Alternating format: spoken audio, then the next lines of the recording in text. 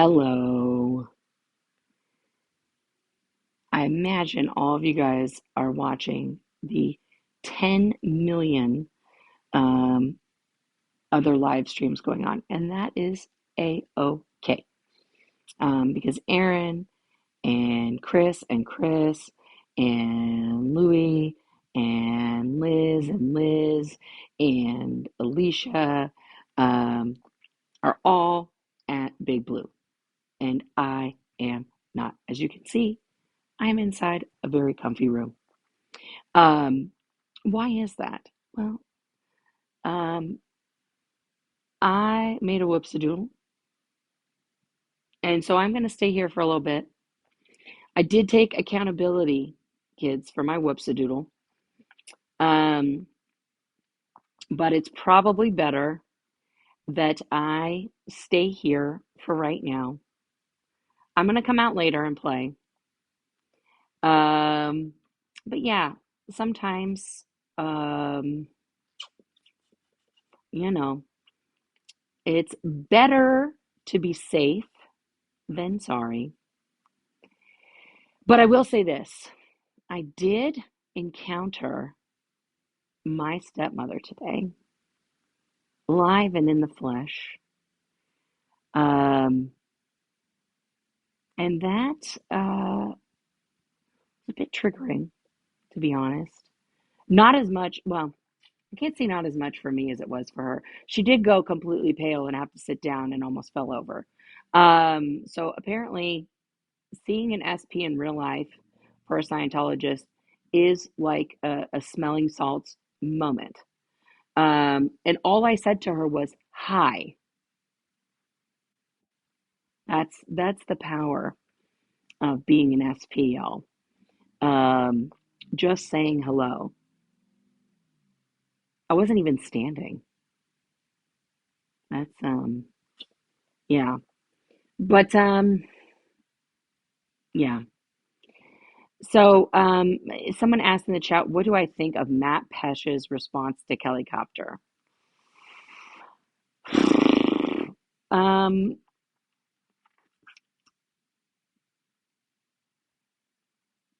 God, I want to say so many things, you guys.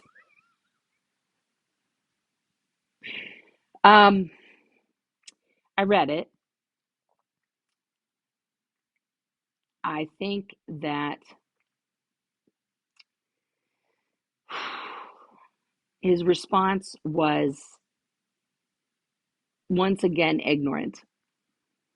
And I feel like he didn't watch the video because he didn't actually understand what real atonement looks like, what a real apology looks like, what real accountability looks like.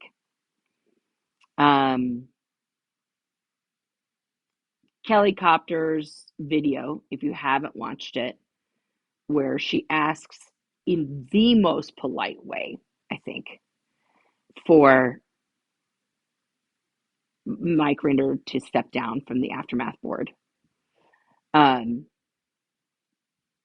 and then Matt's clapback in a nutshell is that Kelly is an ignorant little girl who, if she wants to step up to the plate, she can try it. Um, you know, I think is the dumbest response, misogynistic and idiotic, to say the least. Um, no one is understanding what any of us are asking for. Okay. And as a parent, it is excruciatingly upsetting to me to keep having to define to grown adults what an apology is, right? Because I go over this with my kids, and I have gone over it for years on what an apology consists of, right?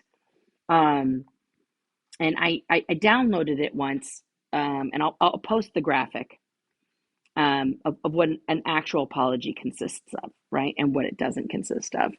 And none of these grown adults um, can seem to grasp the concept that we are trying to get across to them, that some of them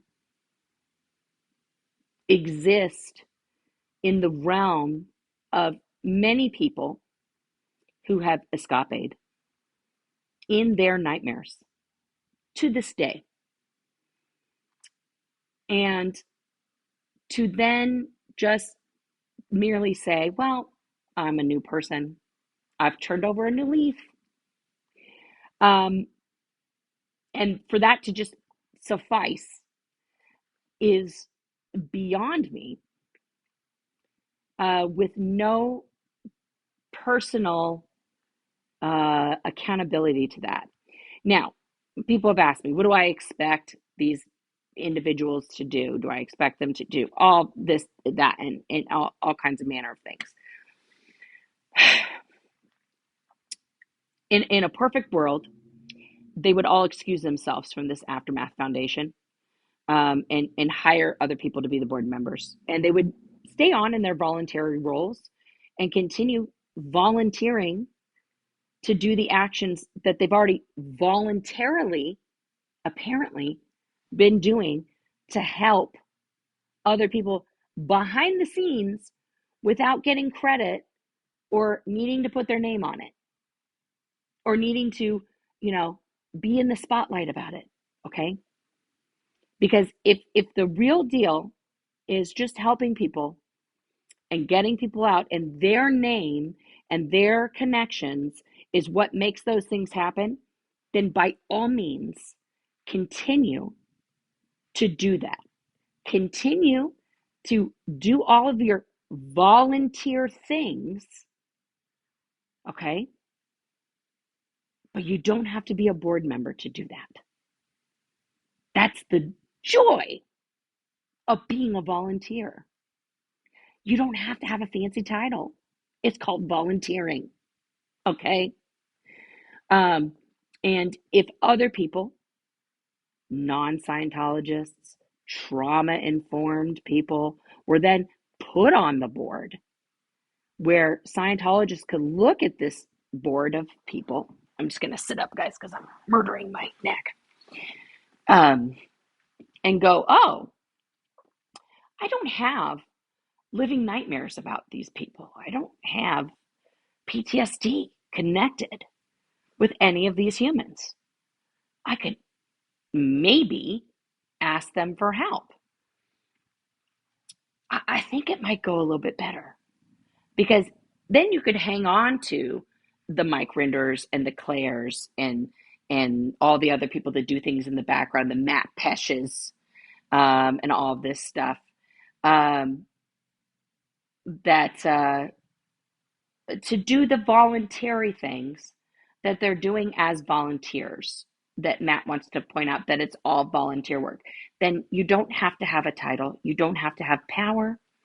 You don't have to do any of those things, right? So that's the confusion, I think, that we're all running into. That if what's the point of being the board member if it's all voluntary, and you want to talk about how altruistic you are and sacrifice, blah blah blah blah blah?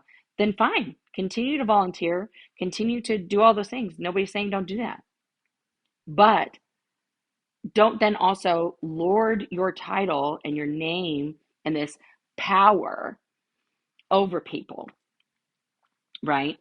Because it's unnecessary. It's upsetting. It's hurtful. Yeah, it doesn't make sense, and it proves that the real deal is it's about the power. It is about power. It's about recognition. It's about title. It's about status. It's not about the volunteer work. It's not about how many people you've helped. It's not about continuing to help people. Because if it were just about that, then you would just do that. And you would just do that.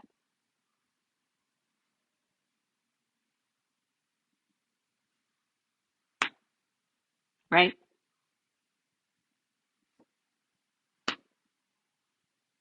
So, oh, hang on one second, guys. Oh, you're back. So, yeah, I was getting some good questions in a private chat. I mean, like honestly, and I will ask this question on behalf of the group chat there. And the things that have been exposed so far um, by Mike, these are not unknown quantities, right? These are not a breaking news, as Serge would say. Okay, um, so when are we going to get to the real juice? When are we going to stop talking about Tom Cruise? Okay? Like I don't care. Here's my statement about Tom Cruise, okay? Um Tom Cruise is short. He smelled pretty good when I met him. Um his teeth are weird and he's a shit dad. Like for all of us out there with daddy issues, he's pre-triggering. He abandoned his only biological child for Scientology. I know exactly what that feels like. And yeah, like he's a scumbag. He'd rather play with his Flavor Flav, sized fucking Freedom Medal and David Miscavige than celebrate birthdays and, milestones with his own daughter. He destroyed Nicole Kidman's relationship with their children for the church. He used people like me and met countless others to poison Bella and Connor against Nicole. He used an entire organization and its power to turn two children against their own mother. That is an evil human being. So I I don't like him. I don't support his movies.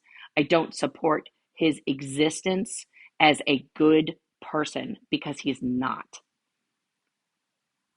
So there's nothing else to be said about him. I don't care. Like he's insignificant in the grand scheme of things, other than millions of his dollars go to fund child slave labor, human trafficking, and the continued, real estate scam that, you know, is Scientology. Which, by the way, speaking of real estate scams and breaking news, why is it, and I'm just going to throw Tony Ortega out here because I'm feeling spicy today. Why is it that the number one news source for everything Scientology, Tony Ortega, is not covering any of these protests that are going on out there, hasn't mentioned one, but wants to quote Chris Shelton and Apostate Alex, who are also not talking about these protests that think they're not good. And something breaking happened in Austin that Pearl Snappy found out. Um, Pearl Snappy discovered that in Texas, if you have, and I don't know if it was in Texas or all over the country, if you have a building sit for 4 years, it loses its tax exempt status. So, this answers the question that we have all had. Why uh, does Scientology keep opening all these empty buildings and then just shuffling their skeleton Sea Org member crew around the country, right? Why are they grand opening for Ideal Org, bumpity bumpity bumpity bump, right? When there's no public, there's no staff, there's nothing going on there. And we think, oh, it's just David Miscavige trying to create this false image of how Scientology is expanding. Yes, but asterisk, if they don't open it and have it functioning, it loses its tax exempt status for them. So it's a little tax shelter. It's a fucking tax shelter scheme, guys. Like, hello, IRS, attention, IRS, if you're listening. They are playing the ultimate tax shelter game with this. Why isn't Tony Ortega talking about that? Like Pearl Snappy, who's doing a deep dive into the permits and everything else in Texas because she can't stand these guys. Finds out this nugget, which is breaking AF. I'm stealing all of Serge's quotes today. And no one else is talking about this, guys. That is huge. So of course the mighty tiny one is going to be in Austin tomorrow, which is like so good. And if y'all didn't see it, they have put pride flags up on UT, which is the building that David Miscavige will have to face during his speech.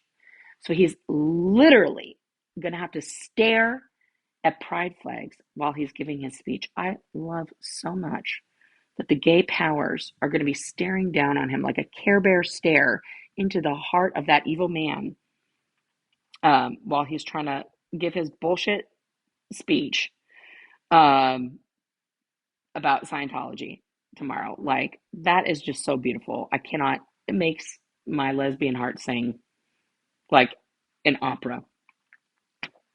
So it's just insane.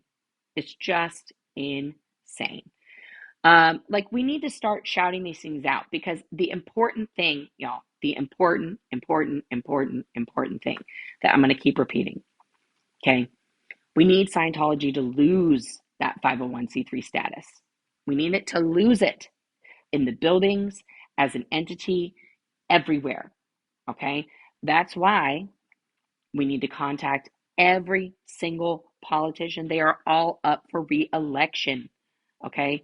And you need to be reaching out. You need to be contacting all of them and finding out if they are willing to, let me hear it from the back, if they are willing to hold a hearing into an inquiry about Scientology's 501c3 status. We have to. We have to do that. Because, listen, as I've said it more than once, I said it in writing. I'll say it again out loud for the people in the back. My response to, Mike and his whole kerfluffle in his blog post, I wrote it down, guys, okay? I wrote it down so I didn't have to say it 17 times, but I'll say it 17 times. Was not about whether or not Mike, Mark, Amy, Claire,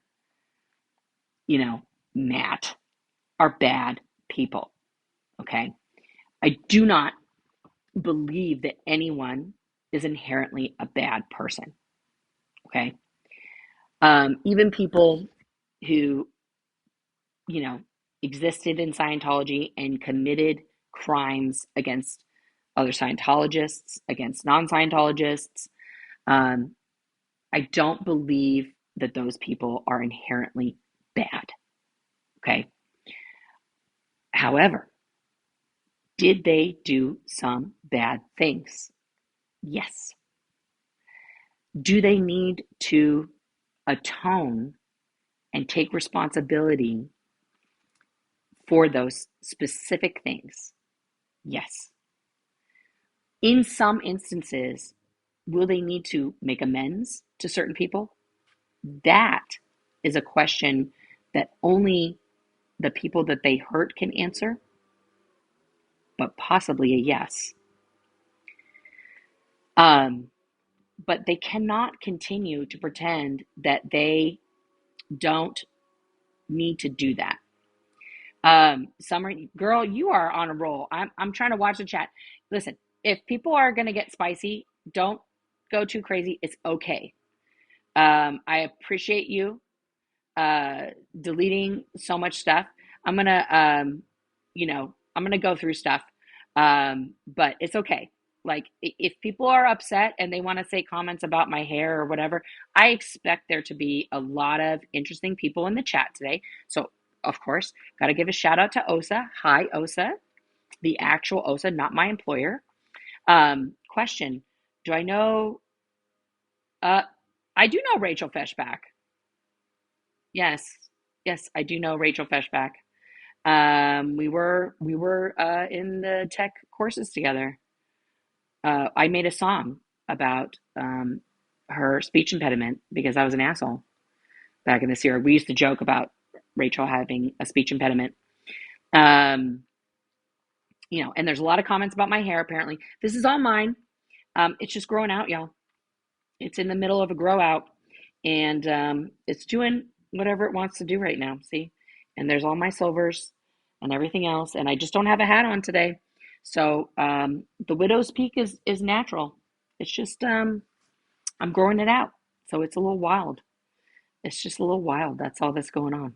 This is all no dye, just graying out, getting silver foxy. I'm in LA right now, guys, and I'm going to meet up with everybody a little bit later. Um, so, I'm going to meet up with them. Everything's good. No, there's nothing to worry about. We're all here. We just had breakfast together. Everything is fantastic. Um, but yeah, Rachel is a good friend. I hope that she's doing well. And she's living her best life. That's all I know. I haven't talked to her in a long time. So if you're out there, Rachel Feshback, hit me up. I love you. I hope you're doing well. You know, um, I think you know, but we just honestly, guys, we need to keep the eye on the prize. The Thank you for all the compliments about my hair. I don't know if Rachel's out. I don't know. I'm just giving her a shout out, and I would love to see her if she's out there in the universe and just say, hey, listen, if anybody's out there, I mean, here's the other thing that, while I'm here in LA, I just want to say, if there's anybody that ever watches my chats or watches any of these chats that's sitting there on the fence under the radar, anybody in the Sea Org right now that is stuck in a basement watching this live stream, and you are feeling that twinge of doubt, okay, that, let's face it, on a daily basis, for the people who have never been in Scientology, I want to explain something to you, okay? So when you're working away 10 plus hours a day, 7 days a week, it's rough. It's hard. You're trying to clear the planet. You're trying to save all mankind, right? And you think you're doing a good job. I got to switch legs because it's making my foot numb. Oh, oh, there goes that. And, um, you know, and you think you're doing a good job. You think everything's going great. But sometimes you start thinking, you know, maybe this isn't literally what I want to do. Maybe you start thinking about your before life. Maybe you start thinking about what you could have been. I used to do that all the time. Okay. I used to do that daily, like thinking if I would have kept going with tennis, like I could have been like Jennifer Capriati, you know, or something like that. Or I could have, done all these different things. I could have gone into radio broadcasting and been on ESPN and and I would think, well, I'm still young. It's not too late. I can still do that.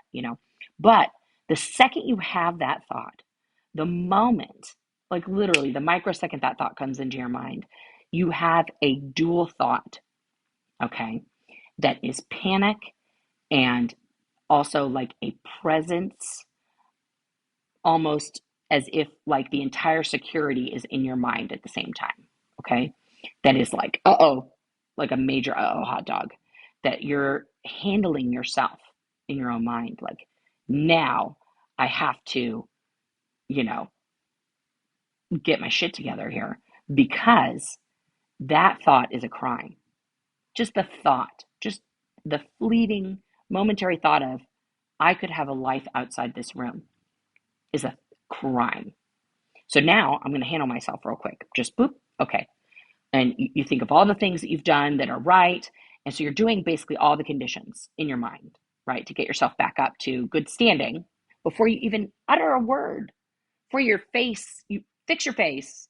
In the time it would take you to go from like, to just like, oh, back to tone 40, you've already rearranged your thought pattern back into the total cult mindset of like, I'm here, I'm on purpose, I'm here to clear the planet. I would say on average, SEERG members probably do that 10 to 15, maybe hundreds of times a day,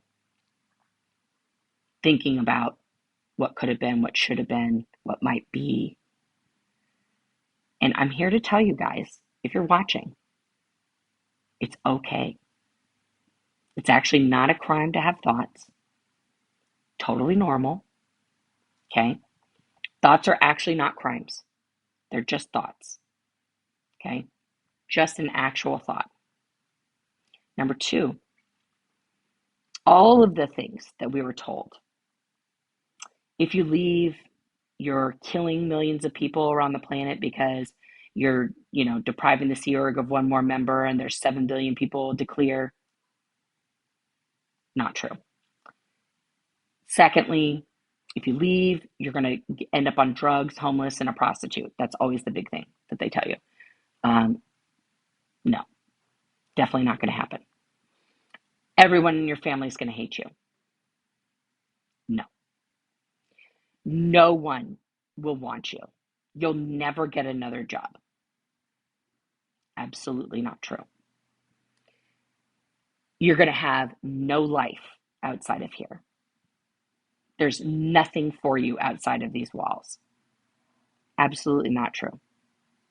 Absolutely not true. Okay? There is so much life, so much love, so much understanding outside of those walls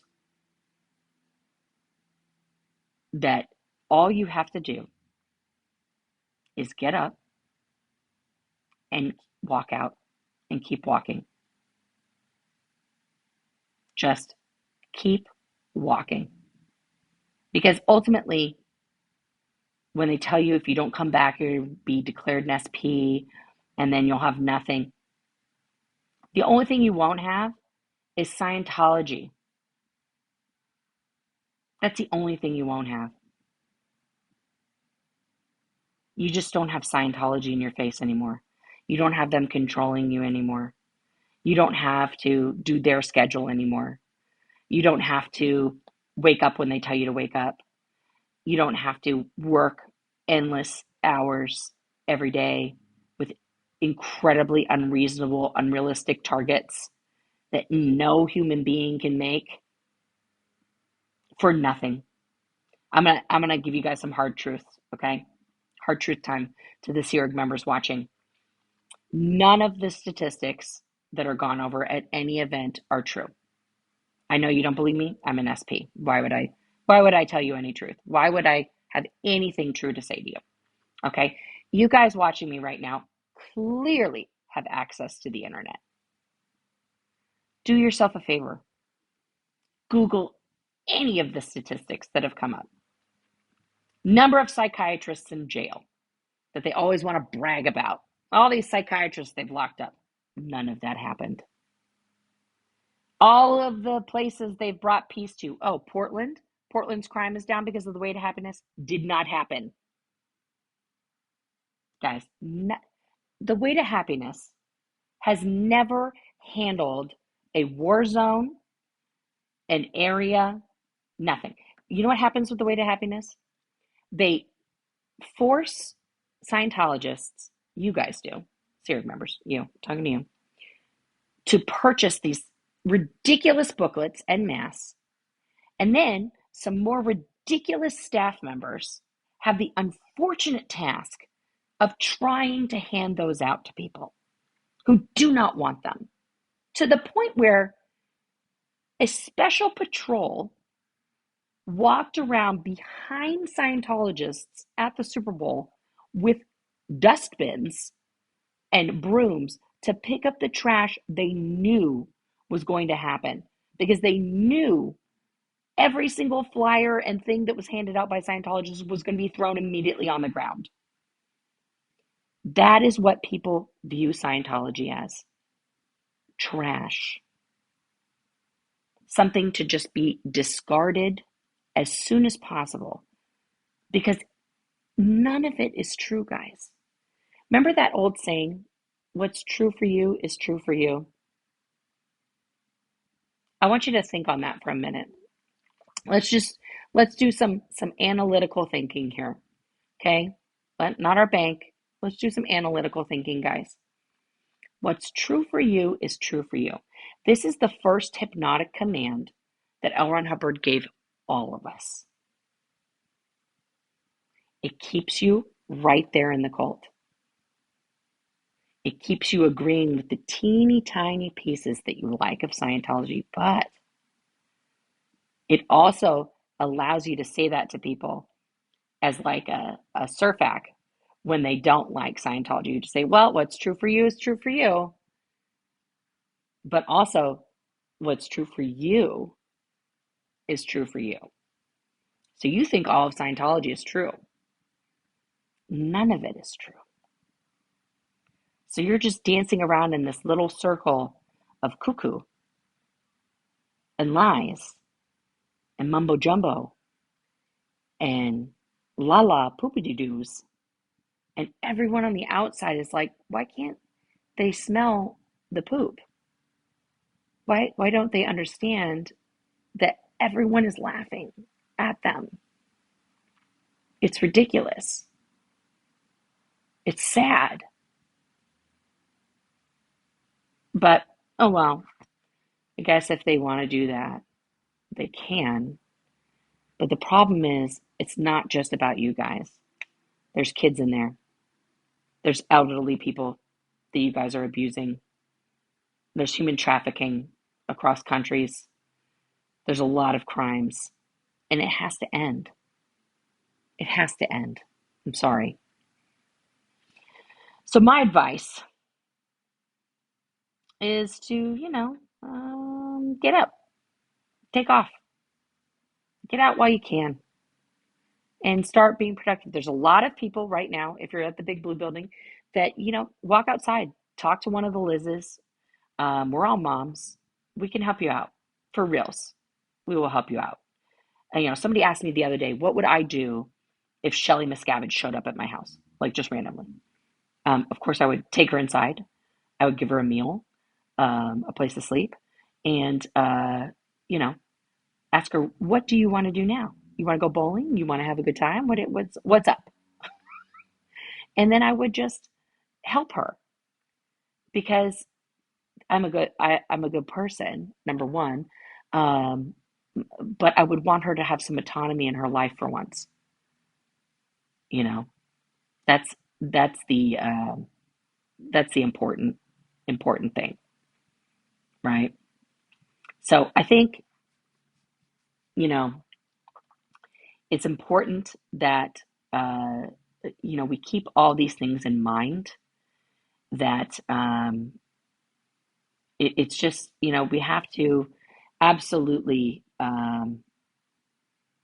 yeah, do that. I see you, Kelly. Hi, Kelly Copter. Yeah, people are talking about Matt Pesch's comment. I guess he deleted it. But yeah, we have a screenshot of it too. I'm going to have to do a formal reaction to that later. Matt, see, again, these guys don't know how to internet. They don't know how to 2024. Like you post something, it's there. It's not going away. Um, so yeah, that's, yeah. So now he's deleted all of his comments. I'm just going to my chat here. Screenshots later. That is, can you get Arthur? Can I get a shout out? Hi, Arthur. There you go. Um, you know, oh my goodness. Yeah, if you're gonna, I agree. I agree here. SM Stern, what's it? These are the wrong glasses, guys. Stenval. Okay, what's the deal with these condescending name calling, etc. childish rant posts and then deleting them? Yeah, I'm sorry. If you're gonna put on your big boy panties and then, take the time to type all of that, then just leave it. I mean, Mike hasn't deleted his blog post, which would be nice. Um, like he should. Um, thank you. Thank you, Angie, for your super chat. When am I joining the party? P.S. You're the best. Thank you. I appreciate that. There was a super chat earlier and I missed it. I don't know how to get it back on this live thing. I don't know. Yeah, it's not. Let me see. Oh, there we go. Aha. From infamous truth teller. Thank you also for your super chat. Thank you for being a voice and not an echo. Thank you.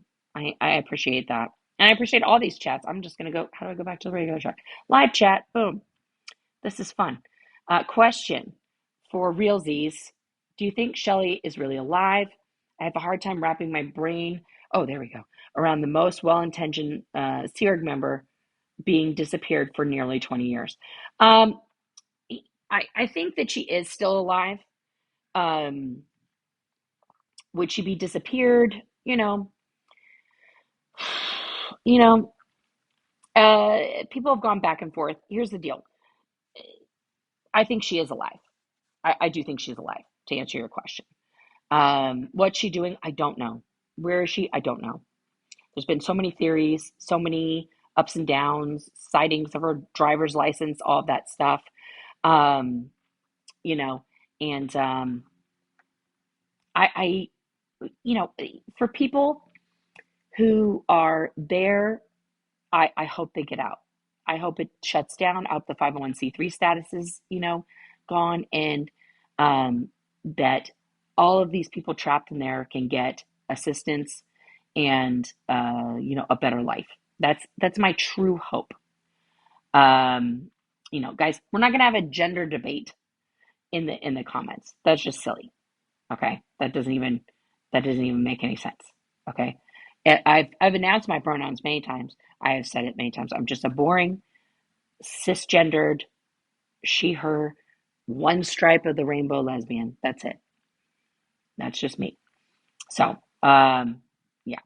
So who left the gate open on the troll farm? Guys, I'm in LA, so more people are tuning in, and I say, hey, good, come on over, everybody. It's a bit of a tsunami right now for Summer, and I want to shout out Summer. Thank you, you're doing an amazing job. Um, you know, I didn't say that Texas lost its tax exempt status. What I said was if you go to Pearl Snappy's both interview with Natalie yesterday and her lives, she has been talking about that in Texas, after 4 years, if you do not open your religious building, it will lose its tax exempt status. So there is a time limit to just holding these buildings vacant. They have to be opened. They have to be used, or they lose their tax exempt status, right? Because every time they own a building in a place, that um, building is like a tax shelter for them, right? Because it's tax exempt, just like the organization. So, but it has a time limit. If it's not being used, you can't just have a building sit empty. The IRS is like, no, honey, like you have 4 years to get it going. And then if it doesn't get going, so that's why they have to open Austin tomorrow, because it's literally like the last day. Okay. So, but what I was bringing up is that Tony Ortega isn't talking about that. Chris Shelton ain't talking about that. Apostate Alex ain't talking about that. This is breaking news. Okay. Have I seen the petition that Jessica started um, regarding the investigation of Scientology tax exemption? I don't think I've seen it. I will have to check that out, or you can send it to me. oh.noo.nora@gmail.com. Please email me. It's also in my info section of my channel. Please email that to me. I would love to see that, and I will post it in my community tab. But I think Natalie may have talked about that. Selfless Self, hi. Looking to help out any way I can, volunteering for this movement. Please let me know what I can do to help out. Looking to start a swarm in Boston. Yes, let's get one going in Beantown. Thank you. Is it state-based, Florida, anyone? Yeah, I don't know. That's the thing I have to clarify with Pearl Snappy, if it was just in Texas or if it is nationwide. So that is a follow-up question I personally have for Pearl Snappy. That I don't know.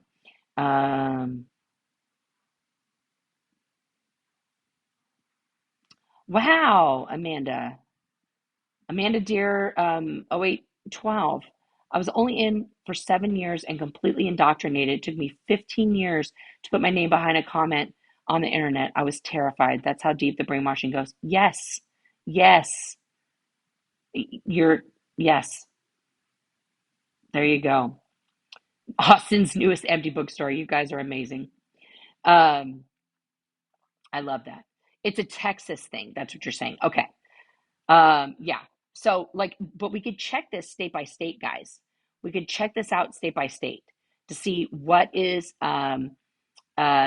happening, because this would answer why they're just opening these orgs randomly in these ideal org locations with like nobody, literally nobody. Like there's no public in Austin. There's like five Scientologists there. They don't have enough people to open an ideal org. Are you joking me? So it's ridiculous. They're going to have no people, and they're just shipping some SEERG members there. Pretty soon there'll be three SEERG members at the Blue Building to run the whole thing, because they don't even have enough SEERG members to do anything. So yeah, exactly, Carrie. Useful legislation to implement in Florida. Yes, because how many of those buildings that they own in downtown Clearwater are just empty? Exactly. Exactly.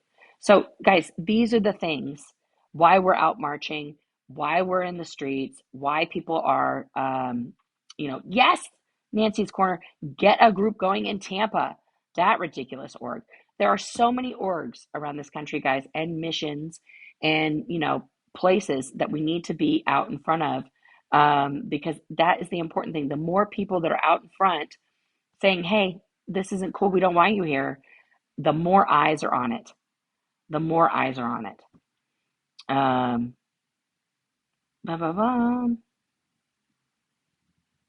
Does anybody have any other questions? Uh, okay. I don't think that's a question for me, Luke, but yeah. All right. Well, I dropped the phone. Yeah, we just need to get more eyes out there. We need to get more eyes on the protests themselves. um, and get, as Aaron has been promoting more and more people that are starting up YouTube channels. I've been subscribing to those. If I've missed anyone's YouTube channel, and I haven't subscribed, please let me know. I will subscribe and be, tuning into your lives and liking them and everything else and trying to get in the comments there as much as I can. Um, how am I feeling right now before going out to protest? Um, still skited, still nervous and excited. Um, you know, it's a lot. Seeing my stepmother this morning brought a lot up. I'm going to be honest. Um, I'm a lot in my feels right now, guys. There's a lot of feelings about seeing that woman. She was a large part of uh, trauma in my life, and I was not expecting to see her at all. Um, and yeah, she wasn't expecting to see me either. I'll tell you that. And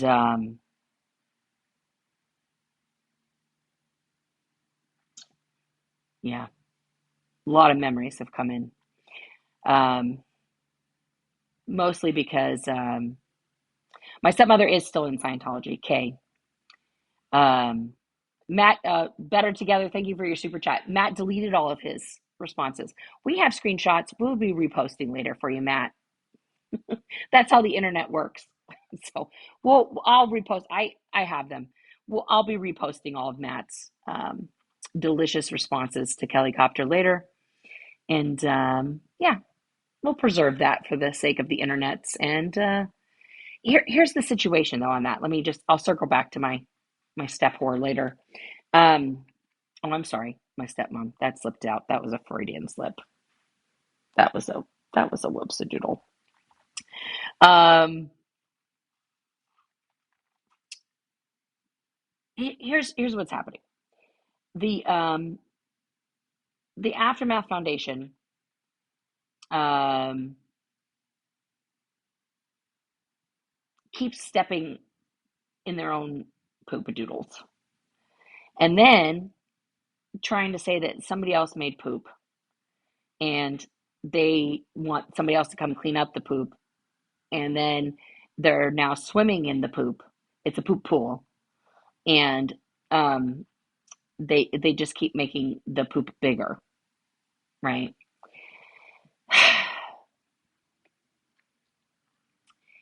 They need to learn how to just Either say nothing. Like when I was a kid, my mom and my grandmother used to always say to me, if you don't have anything nice to say, don't say anything at all. Right? Do you guys remember that old expression? I think that's, maybe they should learn to do that.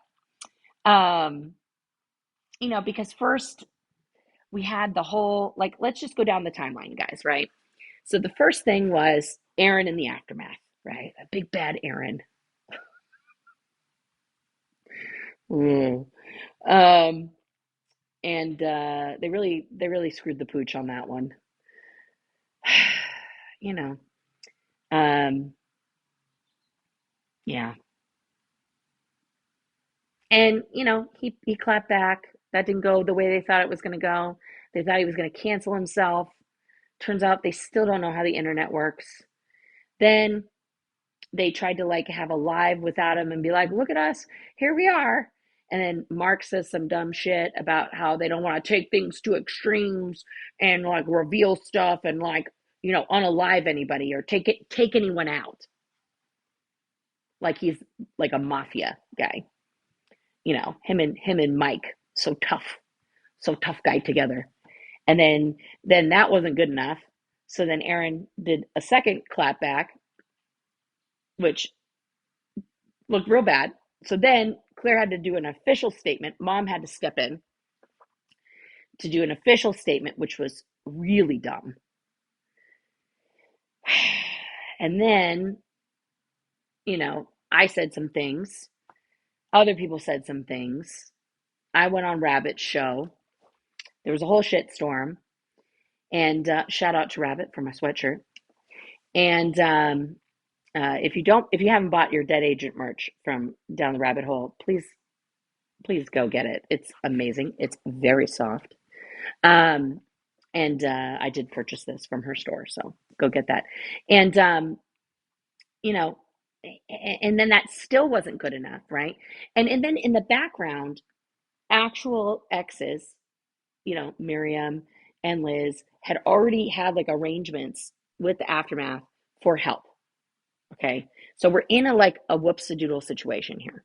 We're having people getting cranky with the foundation about non-foundation business, about personal things with the people involved in the foundation, not the foundation itself. Okay. And then we have Miriam Francis. Miriam, who is a survivor extraordinaire, one of the toughest human beings to exist on face of earth, who is merely working to get justice for herself, who was also, trying to get assistance from the organization, mind you, that says we're the organization that can help you if you need assistance as an ex-Scientologist. We're the ones. That's what we're set up for. So she says, yeah, I need some of that sweet assistance. Thank you so much. And they're like, yeah, we got you, boo. We're gonna assist you. She's like, great. Then she, on a separate thing, not with her assistants, guys. So let's separation of church and state here. So there's the foundation, and then there's personal stuff. So on a personal thing, she then contacts the person, Mike Rinder, and says, hey, remember me? You might have some info that could really help my personal case out to defeat Gargamel. Can you help a sister out? And at first he's like, oh, sure. Super busy, new number, who dis? Kind of like not getting back to her. So she presses it because, you fucking know who I am. We made a show together, remember? Remember that? Remember I was on that thing that you flew me from Australia for? Like, it's me. Hi. And they have some, tit for tat back and forth. And then he starts getting like super sus. Like, oh, are you recording me? Like, what's up? And then she's getting a bad vibe because she's like, now I'm triggered from all my past shit. Like, what's up? Everybody's like, what's up? Right? Then now she's not feeling it. And now we're getting like everybody's off the rails. Now she's freaking out about maybe she's not going to get her help. Understandable. And she's feeling like she's not getting all the deets. So she decides to, rightfully so on her part, ask very pointed questions. And she's emotional. She has every right to be emotional. This shit's fucked up.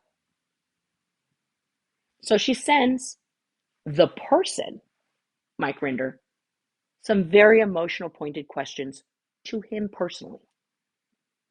The person, Mike Rinder, then is like, uh-oh, hot dog, I shit the bed. He goes to the organization, the Aftermath, that doesn't have anything to do with this personal situation. And is like, Mama Claire, what do I do? So they have a little powwow, Claire and Mark and Amy and Matt and his wife Christy, I'm sure too, because she's on the board. And they consult their lawyer, Ford Green. Now it's a group scenario because Mike has made it a group scenario. But Miriam wasn't asking a question of the group. She asked a question to a person. So then he's now rallied a posse and is thrown a fucking bazooka at one tiny woman who's all by herself asking questions. Now, as I stated before, if I had personally received those questions because I was Mike Rinder, would I have answered those 16 questions? Absolutely the fuck not. Does Miriam deserve answers to those questions? Sure. Am I a lawyer? No. If I were a lawyer, would I have advised him to not answer those questions? Absolutely. Okay. It's all conflicting. I understand. However, am I on Miriam's team? 100%. The best thing that Mike Rinder could have done is just no comment or just no answer back. Okay. In that scenario, in that moment, would have just nothing. People could have made suppositions. They could have made up their own narrative, but it would have all been supposition because there would have been no fodder. Instead, what did we get? We got that letter from Ford Green, guys. That was so unbelievably unhinged. That may have been induced by medication since he just had a double hip surgery. I don't know. You know, that's, again, who knows? Again, very unprofessional, disgusting. I've never seen a lawyer send a letter like that in my entire life. And then it was shots fired, baby, because no organization staffed with former high-powered executives of a cult, a human trafficking, child slave labor, pedo hiding, just SA allowing organization business is going to get away with trying to squish an individual woman like that in front of me. So yes, I clap back about that.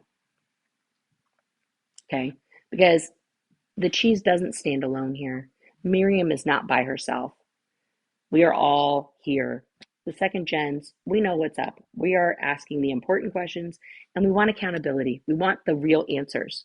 We want to know, as Kelly Copter said, we want to know who is to blame.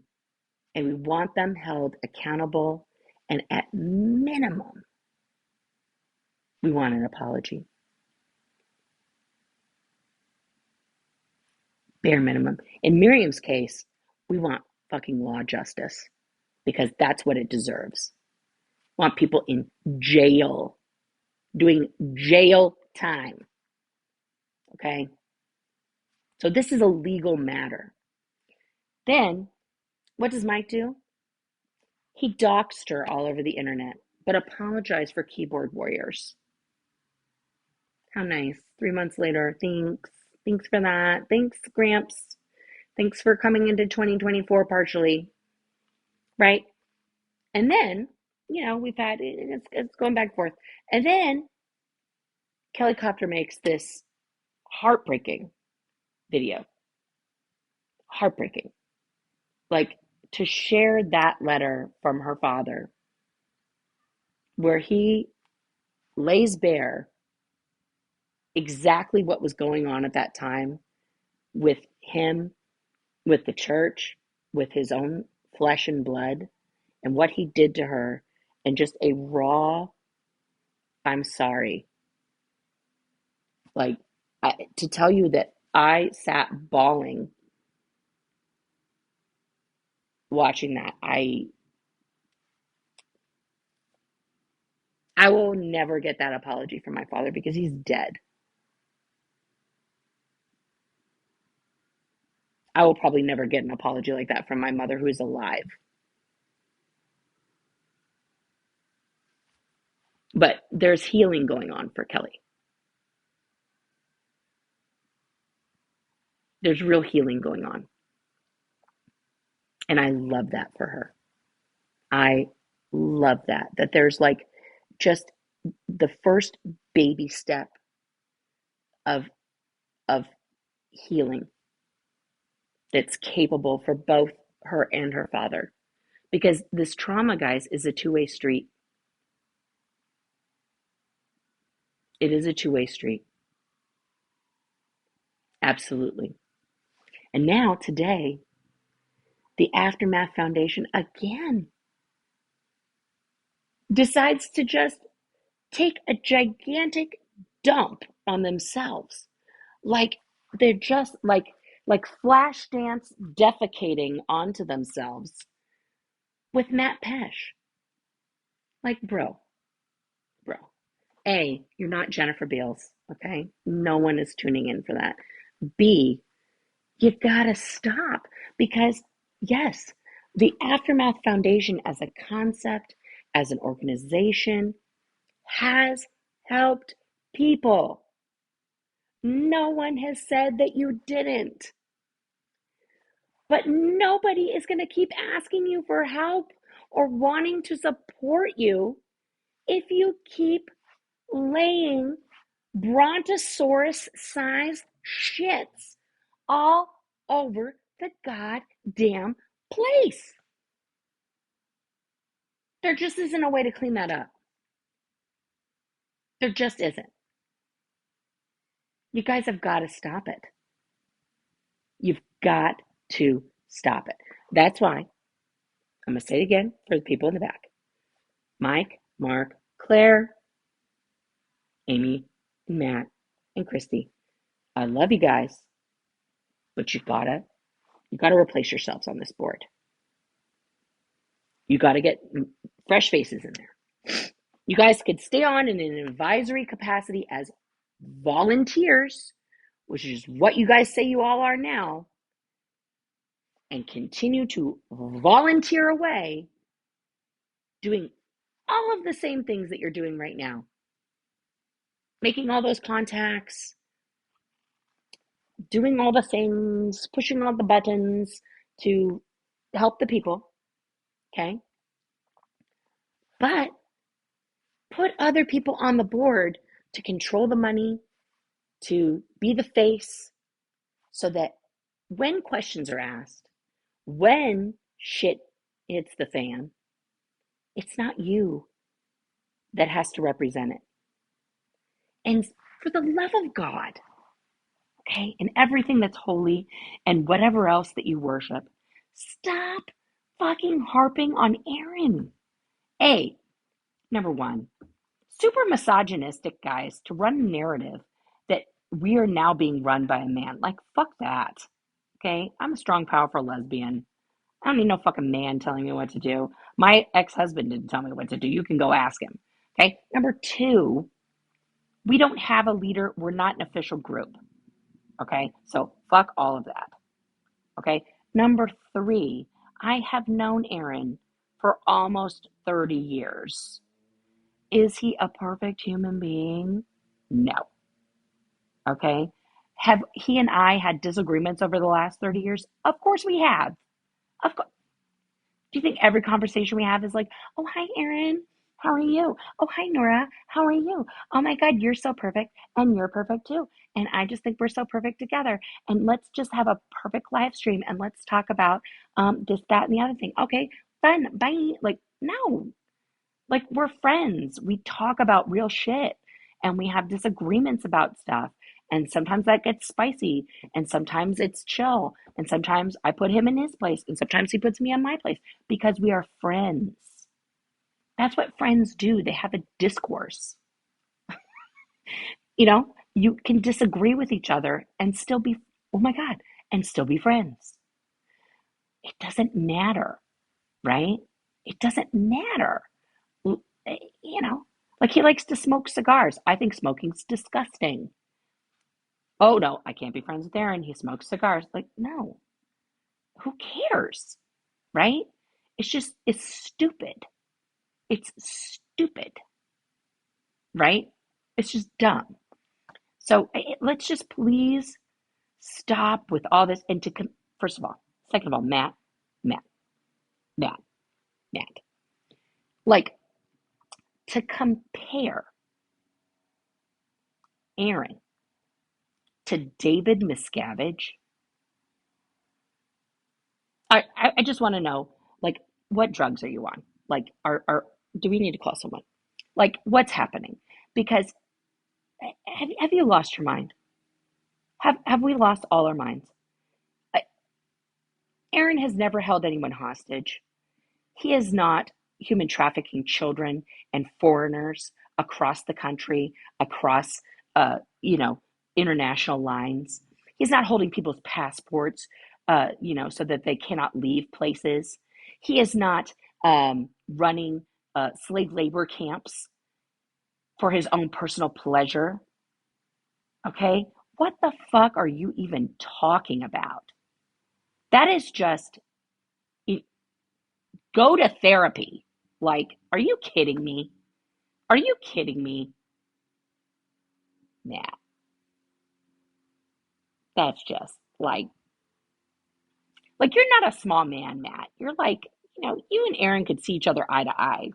It's not like, like, oh, he was so tall and big and strong and I just felt intimidated by his stature. Like, Matt, Matt, come on, come on. That's just give me a break. Oh, that guy, guys. I love the trolls today trying to say insane things.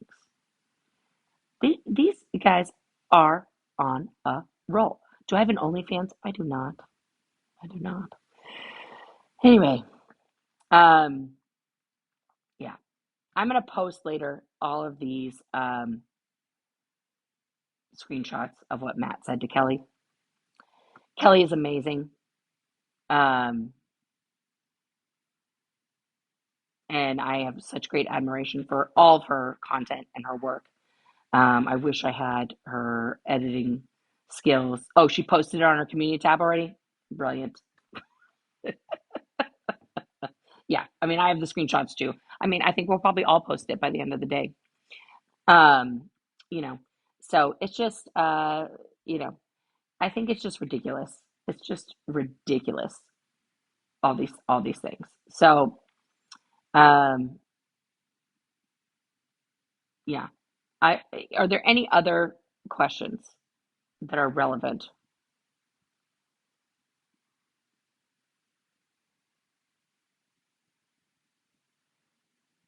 No?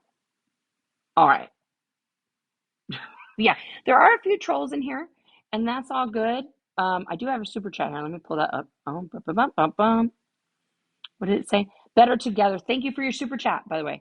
The waiver the victims have to sign to never speak against the Aftermath Foundation personally or the group members is the most sinister move I could imagine for the Aftermath Foundation to hold funds for that is evil. Yeah, like I didn't, I know a lot of people were like, it's just a standard waiver. I don't know why everybody is having such a cow about this waiver and all that stuff. And There we go. And I think that it's just,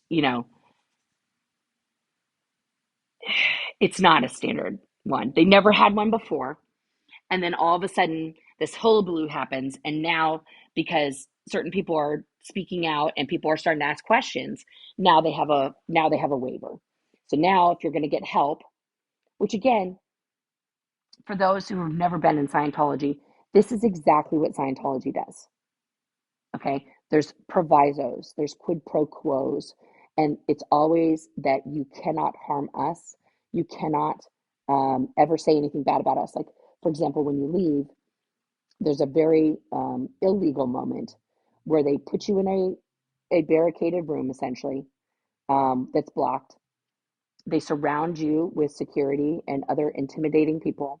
They point a camera in your face and they make you sign a totally illegal document that says that you'll never speak out or you'll have to pay all these ridiculous fines for every instance of speaking out to shun you into never telling your story before they hand you your tremendous severance of $400 and tell you to, be on your way. Good luck. So, yeah, uh, it's just, yeah, it's crazy. It's crazy. I think that it's just nuts for them to try to do whatever. Listen, if there's OSA peeps in my chat, I like ask me an honest question. Like just stop with the weird whatever. If there's Scientologists in the chat, I seriously, I want to engage with you. I will send you a link. Let's do a live chat. Let's like ask me anything, guys, honestly, because that's the point of being on the YouTubes, of being here to talk to you guys. It isn't just for me to blab. I mean, I can do that for sure. But, um, um, you know, I do want to answer questions, but also like, this is about engaging with, um, whoever is out there that is questioning something or, wants to know if I'm legit or whatever. So go ahead. Um, oh, I'm glad you like the sweatshirt. I do love it. I do love it. It's very comfy. It's very comfy.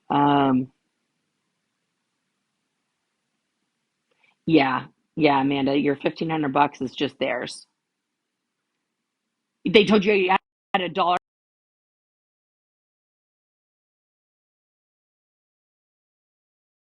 Somebody was trying to call me.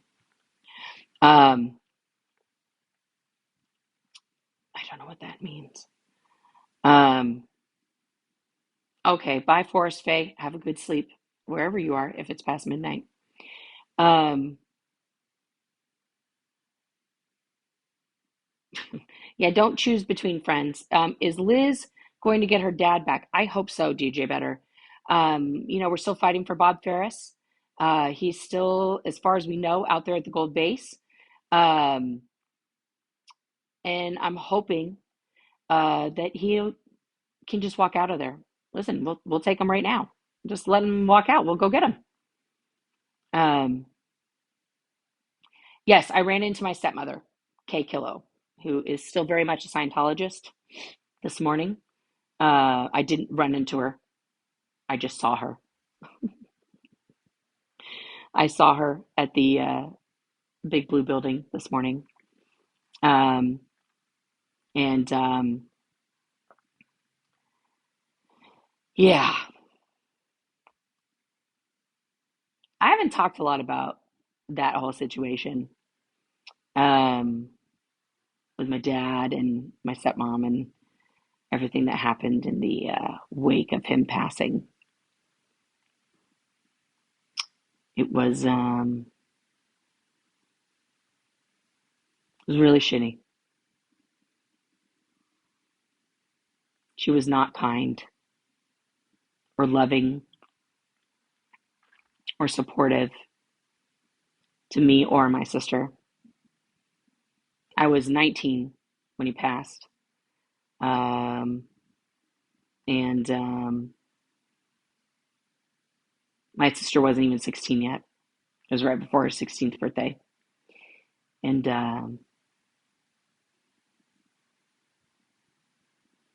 yeah, died very suddenly. Massive heart attack. Happened at home. My stepmother found him. And it was a Thursday before 2. Had to get that statistic in, I guess. And I was already in trouble that week. I wasn't doing a good job on my post, let's put it that way. At that time, I was the recruiter trying to get people to join the Sea Org, sign that billion-year contract. And I remember I was routing mail downstairs, just trying to stay productive. And normally I called my dad every Thursday, and I didn't call him that day. It was just weird. Like, I didn't call him that day. I felt really ashamed of how bad I had done. And I was having one of those days where I felt like I needed to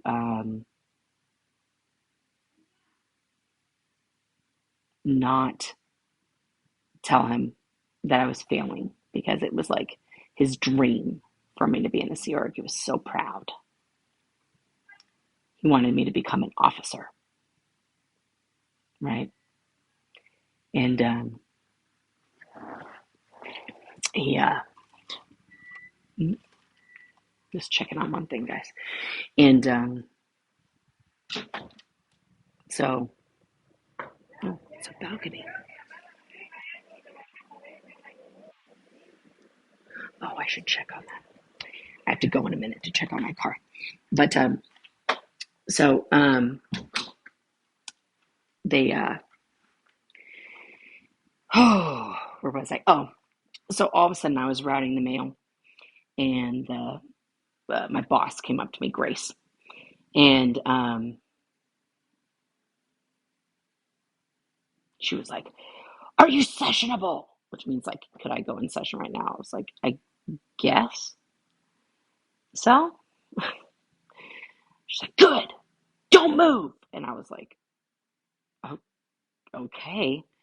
And people kept walking by me with just like this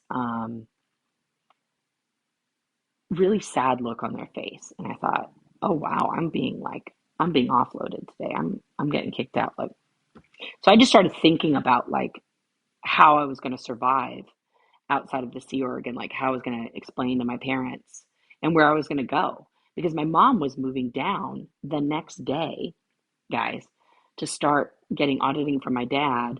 And I was like, well, I guess I could, go move back in with my stepdad, and maybe I'll go to college. And like, I was just like starting to try and like plan.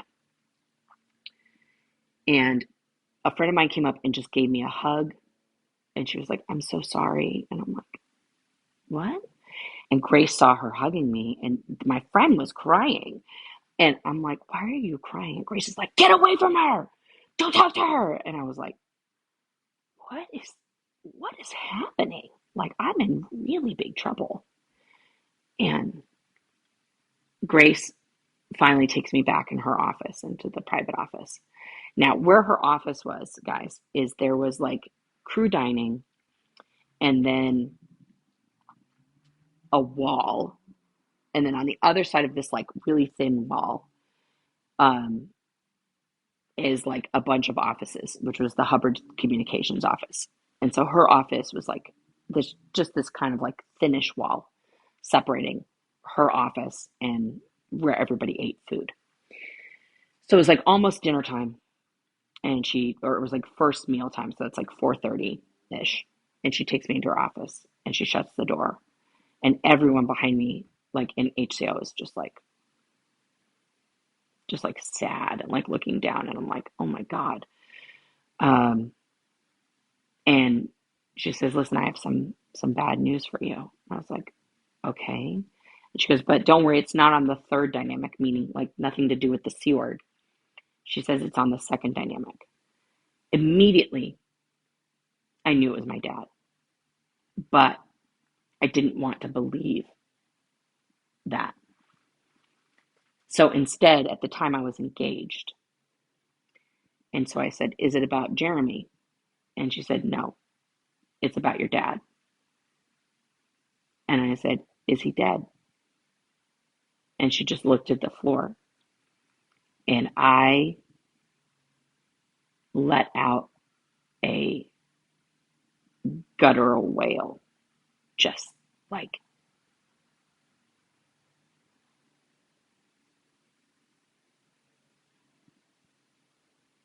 a primal scream. And I collapsed to the floor.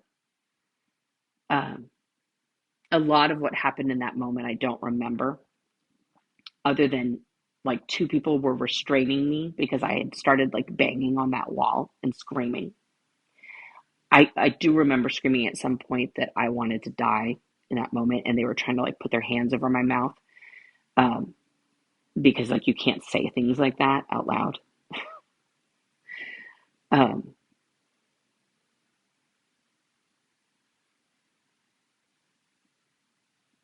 I wanted to call my mom. They wouldn't let me. They wouldn't let me call my sister or even my stepmom. Grace took me outside to do a locational. Just kept telling me to look at things until I wasn't hysterical anymore. Um,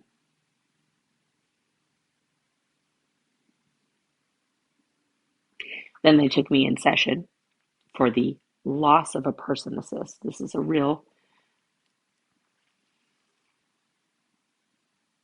process that you do that's supposed to handle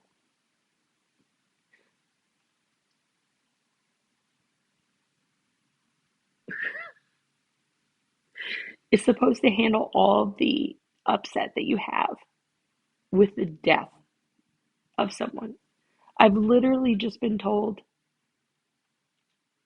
that my father's dead, and they're not letting me contact my family or even go see his body, and they're handling me to release the charge so that I can be, tone free. And at some point during this session, I realized that if I don't get my shit together, I'm never leaving that room. And I have to take care of my sister because she's a baby and I don't know where she is and I don't know what's happening.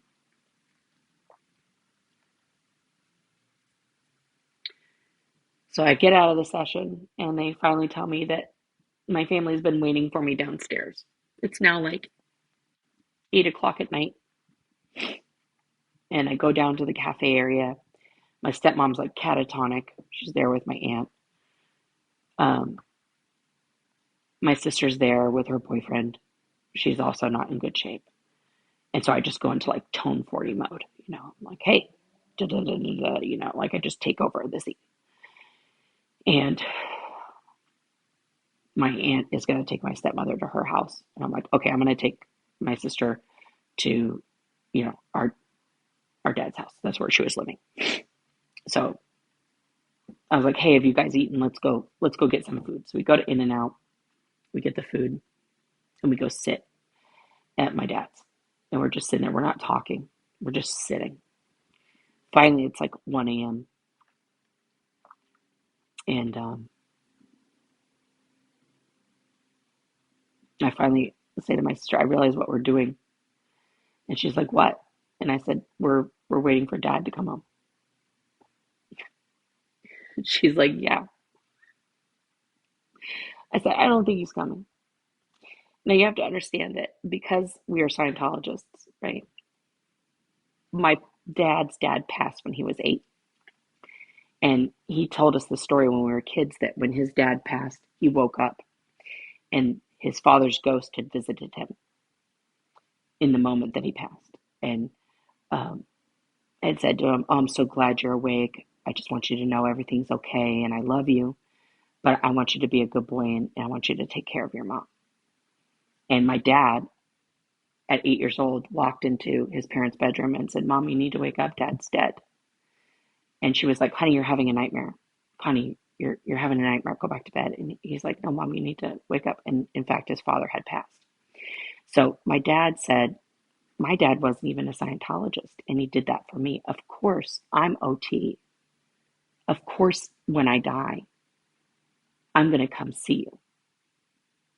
So there's me and my sister sitting literally where he passed away, waiting for this like holographic Obi-Wan Kenobi moment, and nothing, nothing.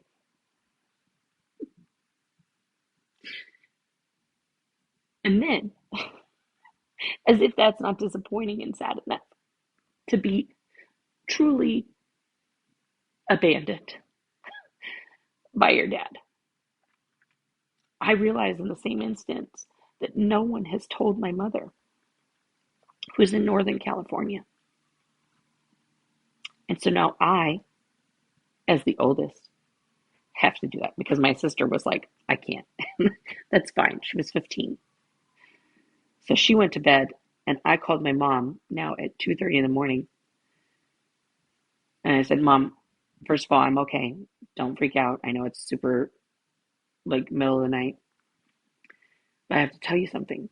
And she was like, "What's going on? Why can't this wait till tomorrow?" And I was like, it just started crying. I said, "I don't even know how to tell you this. I don't even know what to say." And she was like, "What is going on?" I said, "Mom, Daddy's dead." And she just started laughing. She thought I was like pranking her. I said, "Mom, I'm not joking." I just like started bawling. And then she started bawling.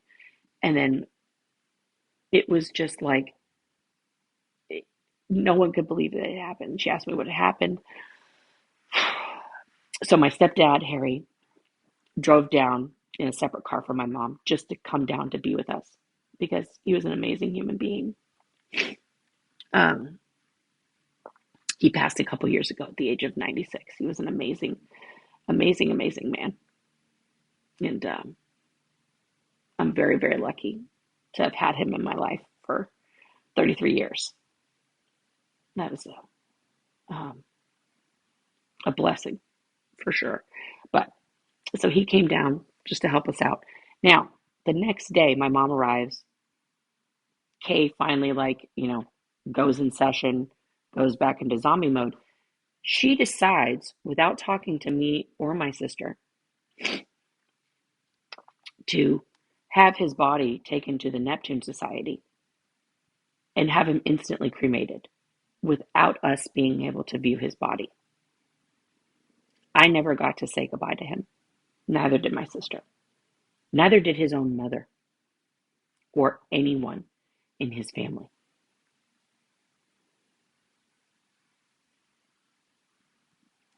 That broke my grandmother. He was her youngest. He was the baby. And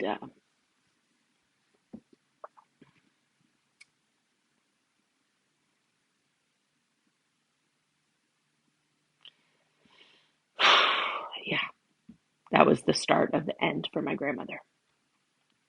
Um,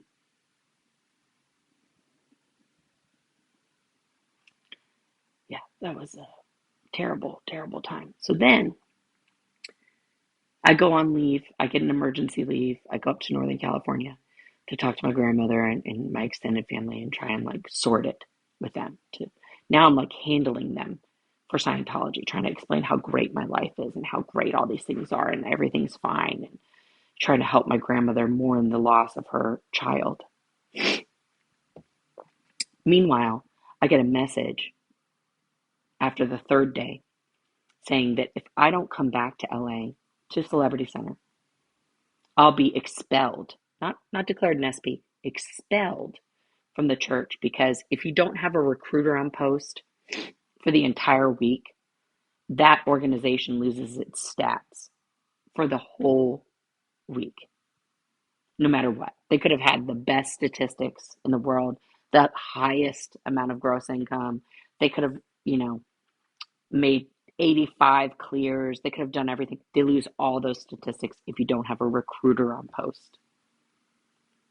So I'm being threatened with expulsion, even though I was put on emergency LOA because I lost my father.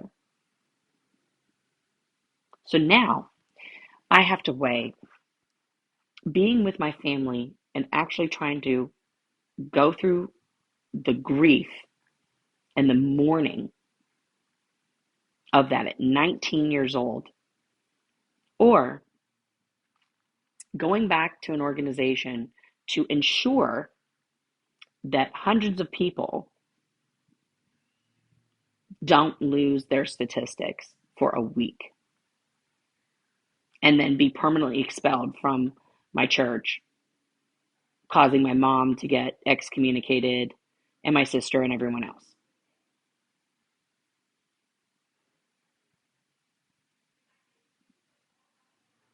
And let me tell you, the conversation with my extended family, trying to explain to them the urgency with which I had to return to this place of work. Still to this day,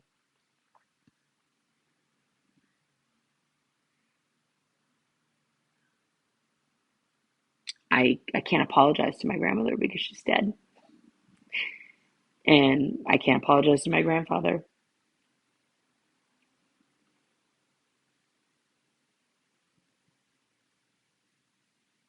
And I fucked that up. I went back. I went back. Now, my stepmother, my sister was still living with her. She didn't want to go move in with my mom. My mom offered. She was fine. She said she was fine where she was. So my stepmother decided, that my sister needed to start working and start, you know, having her exchange in for living with an adult human who is supposed to be caring for a minor. And so she started charging my sister rent at 16. Oh, and by the way, my sister got a settlement from the VA because my dad was a Vietnam vet. She got like $2,700, something, from the VA survivor stipend or something. My stepmother stole that from her as, cost of living expenses. Then 2 weeks later, 2 weeks, 14 days after the passing of the love of her life, she dresses up, gets primped in front of my sister, mind you, doesn't celebrate my sister's 16th birthday, but goes on a date instead and tells my sister that, now that my dad is dead, she's free to be her real self. And she's just so happy now. Just so happy that she can be her real self.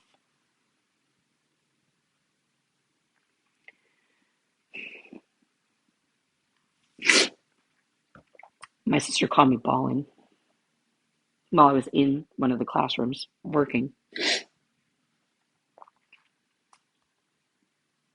I called my stepmother. We had been fighting at this point over some things. There wasn't a lot of stuff my dad had. He had a Scientology e-meter, which I wanted. He wanted a pair of his shorts. He used to wear these like one pair of jean cutoff shorts that I loved. And I wanted his wallet because it smelled like him.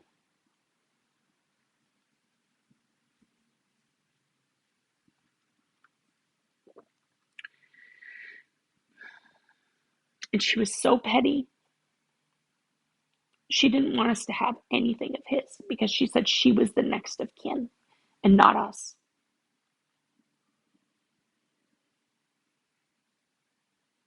Well, the joke was on her. They weren't actually married. It's a whole thing. He didn't actually file the paperwork. And I reminded her of that because he had revealed that a couple months before his death. And then she said to me, well, if I'm the next of kin, because I'm the oldest, then I could take on the $300,000 of debt that he owed the IRS to, which then, of course, freaked me out because I thought for sure that the IRS was going to come after me. But that's, they were married, they were filing joint taxes. I wasn't on the taxes, so that wasn't a thing. Yeah, my dad was a real charmer. But I told her in no uncertain terms. I was very spicy at 19. I did not have my anger under good wraps. But I told her that if my sister ever called me again, telling me the things that she was telling me, crying like that I would, in fact, murder her. Her response was I was a SEERG member and I couldn't say things like that. And that I said, I don't care. I will go to jail forever. I don't care.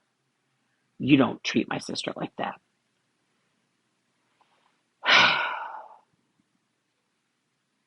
That was pretty much the last time we talked until today.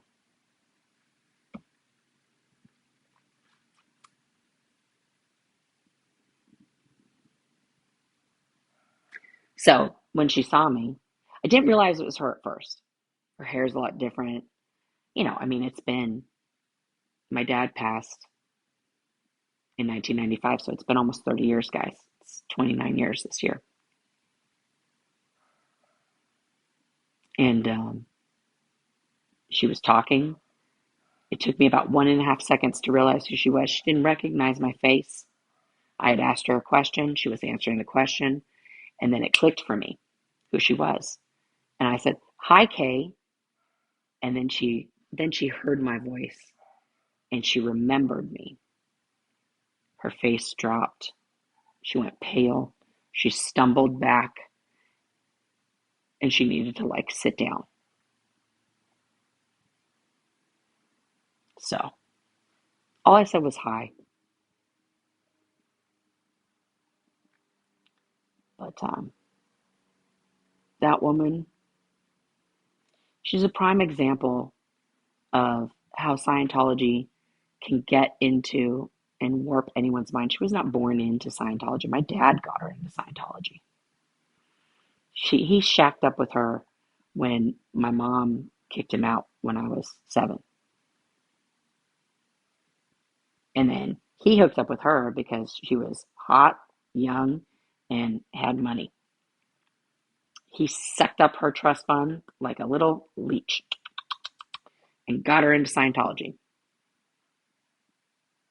Yeah. And now she's still there. 41 years later. Still there. That's on her. You got sucked in by one con man to another con man's religion. I don't know what to tell you, honey. I mean, my dad was cute. So, all right, guys. It's been an hour and a half. It's been awesome. I got to hit up my guys out there at the Big Blue, see what's up, find out where we're meeting up.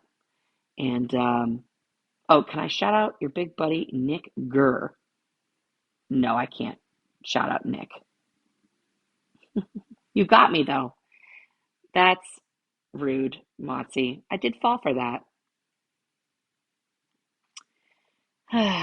Sometimes I am gullible. But that was creative. That was a Bart Simpson moment.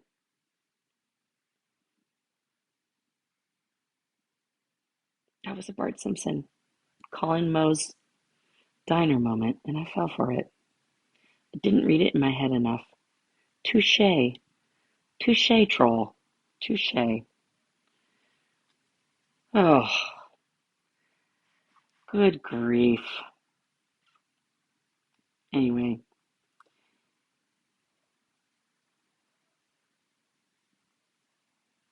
I love you guys. And thank you for listening to that story. And,